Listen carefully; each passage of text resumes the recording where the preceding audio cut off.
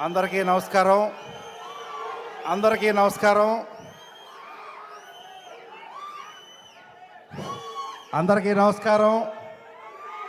సభాధ్యక్షులు వర్లరామయ్య గారికి, వేదిక మీద ఆసీనులైన పెద్దలందరికీ, కార్యక్రమానికి విచ్చేసిన తెలుగుదేశం పార్టీ కుటుంబ సభ్యులందరికీ నా నమస్కారాలు తెలియజేసుకుంటూ, అన్నగారి 30వ వర్ధంతి సందర్భంగా మనం ఇక్కడ అందరం హాజరవడం జరిగింది.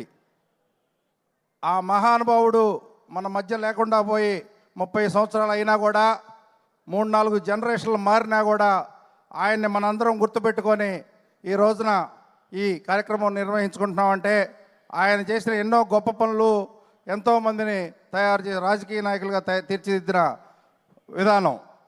ఎన్టీఆర్ అంటే ఒక వ్యక్తి కాదు, ఒక సమ్మోహన శక్తి.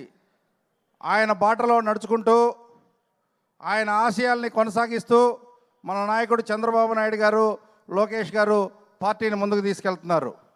ఆ ముందుకు తీసుకునే క్రమంలో ఎంతోమందికి రాజకీయ జీవితం ఇచ్చిన పరిస్థితులు ఉన్నాయి. నేనున్నాను. ఒక సామాన్య కార్యకర్త స్థాయి నుంచి ఎమ్మెల్యే స్థాయికి ఎదిగిన వైనం చూస్తున్నారు మీరందరూ కూడా.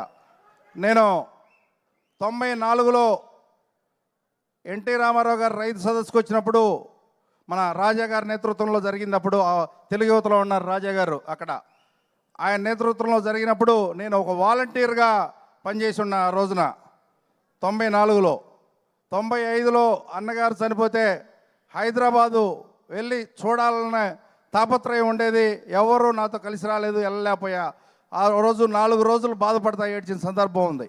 అటువంటి ఒక సామాన్య కార్యకర్త స్థాయి నుంచి ఇవాళ ఎమ్మెల్యే అయ్యి ఈ వేదిక మించి మాట్లాడుతున్నామంటే అది ఒక్క తెలుగుదేశం పార్టీ యొక్క గొప్పతనం అని ఈ సందర్భంగా నేను తెలియజేస్తాను.